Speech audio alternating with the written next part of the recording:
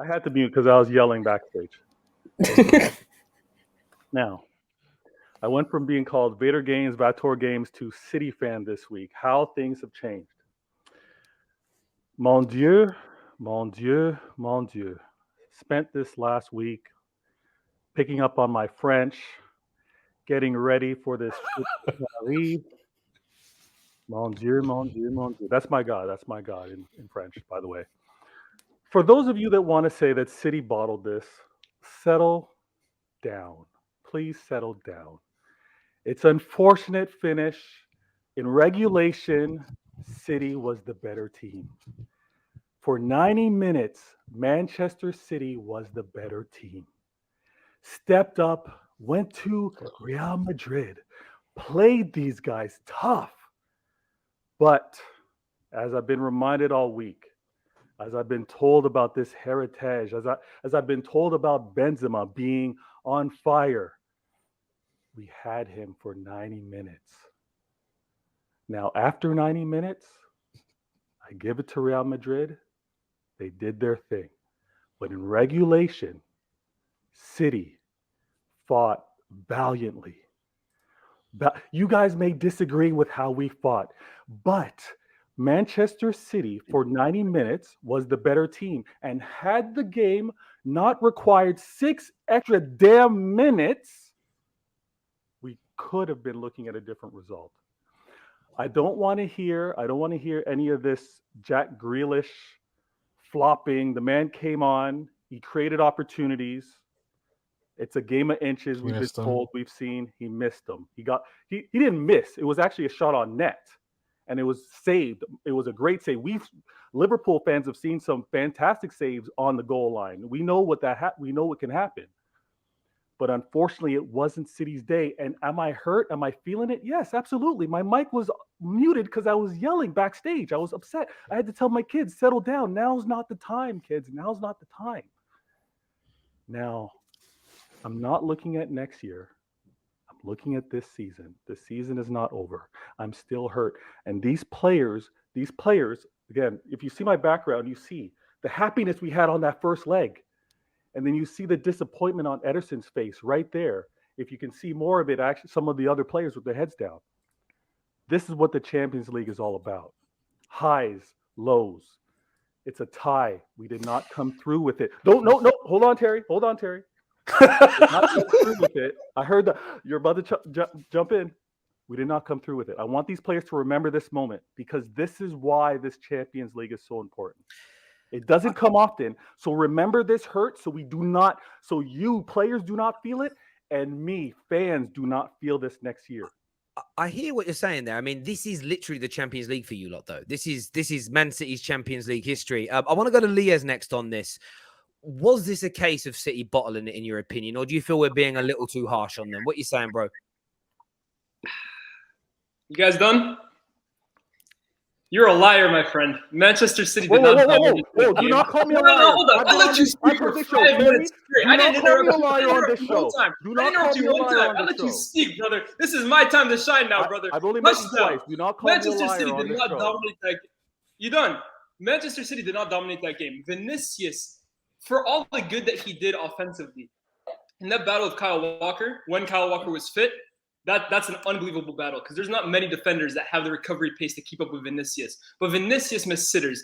Benzema missed chances that in the past, especially this season, would have buried every single day of the week. And to be honest, bro, Real Madrid were the better team in regulation, and you could see it especially again. And I keep saying his name over and over and over again because Benzema has been unbelievable. Vinicius has been unbelievable. Modric has been unbelievable. Courtois has been unbelievable. But every single Real Madrid tie this season has been changed when Eduardo Camavinga comes onto the pitch in midfield and changes the game completely. But Manchester City, make no mistake about it, were shook this game. You could tell.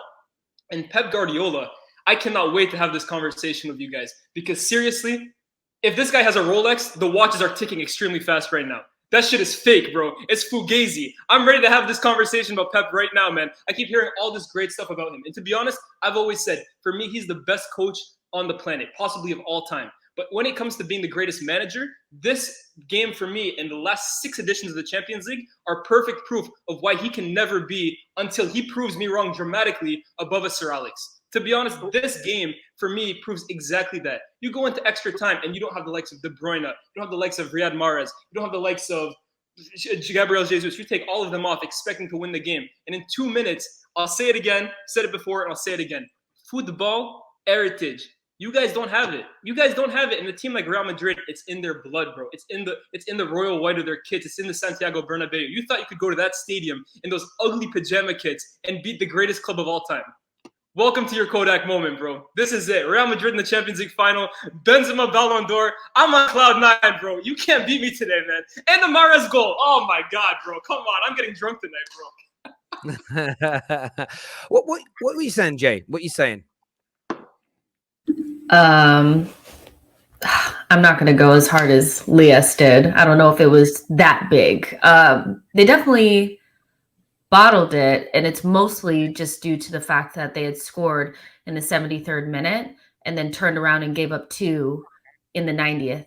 That's what made it a bottle. If the game had been back and forth and, you know, Manchester City scored a goal, then Real Madrid scored a goal and back and forth, and it was earlier in the game, yeah, but Pep had started to shut down the game early, took off Kevin De Bruyne, took off players, and then didn't have them for extra time. That's what made it a bottle job. That's really what it is. I mean, nobody's under the impression that Real Madrid can't do this to somebody. They did it to Chelsea, did it to PSG. So we know that they can do this. But the fact that Pep was shutting up shop and then they turned around and gave up those 2 goals, yeah, it definitely was a bottle. But I mean, if you're going to lose to a team, lose to Real Madrid, I guess, because they do have the European pedigree. And so I don't know. You have a team that's capable of winning the Champions League, but they just can't. They can't get it over the line with Pep. And I feel like it's one of those where this might be somewhat of a hot take, but if Pep were to leave and they were to bring in another manager, the same team might be able to do it. I think it's something with Pep. I just think it's Pep. Like, I just think... Je regrette. Qu'est-ce que tu penses? It's Pep. No, je regrette. You can speak French all you want, bro. Say it in Spanish, Egyptian, whatever language. I regret. I disagree with what you're saying to a part. Okay, it's the 90th minute, and if you want to criticize Pep for the amount of subs that he made, fair. KDB doesn't need to go. Simply. Pardon me. KDB doesn't need to go. Okay, but for what he did with regards to bringing on Fernandinho and putting, I guess, a more defensive 11, that's him seeing out the game. Now, the amount of subs that he did throughout, okay, we can criticize that because now the match is in extra time. But to have said that he bottled it trying to secure the win, that's where I think you guys are being pretty harsh. Let me just... I'm sorry, Terry, he's missing the point. He's missing the point. Leah said it. They were better. Real Madrid tactically were better the whole game. So what? We were better on the first leg. Why City fans are assuming that Real Madrid were bad? They were forcing you to long balls most of the time to that left side that Carvajal intercepted like 10 times that first half. You had a couple of chances, yes, that Bernardo Silva and the goal you scored. But before that, a sitter, as Laya said, from Vinny. Benzema crossed the ball. If anybody touched it, it goes to the goal. How many times Real Madrid got to the touch line, that goal kick line? How many times we have seen this? How many times Modric just flipped through your midfield? How many times with the ball? How many times Toni Kroos had the ball with all the spaces to pin the ball left and right? This is not City. I'm sorry. But you guys, the possession is what you guys think, like, oh, well, we had the most possession, so we were the better team. It was 51. You weren't the better team. I don't think you were the better team. Yeah, but also Real Madrid, until Rodrigo scored, didn't have a shot on target. So you can look at it in roundabouts. So that if you look at it statistically, they didn't have a shot on target. What's the main thing in football? Like, take shots. We criticize Spurs and Conte for not doing the shots when it mattered. You guys did not have the same perspective on the first leg. We couldn't get a shot on target. Guys, let Souls talk for a minute. Yeah. What I'm saying is, like, we talk about football. Obviously, we're talking about stats. We're talking about, but to dominate a game, you also need to get into position to actually shoot on goal. If you're not going to do that, how are you going to score? Yes, they did it when it actually mattered, but to say Pep bottled it, people would have said that if he had left De Bruyne on and said, maybe you should have shut up shop. So regardless, I think Pep's getting blamed for it. But he did the right thing for the first time. I actually agree with the changes because you're 2 goals up against a Real Madrid side who are known for the clutch moment. So what do? Make more attacking substitution or have an attacking side? No, you shut up shop. You go for the defensive options. You try and assure things up a little bit rather than being expansive. Vinicius would have luckily Cancelo was there, but Walker was handling him quite well, but not perfectly. There were still moments where Vinicius got things done.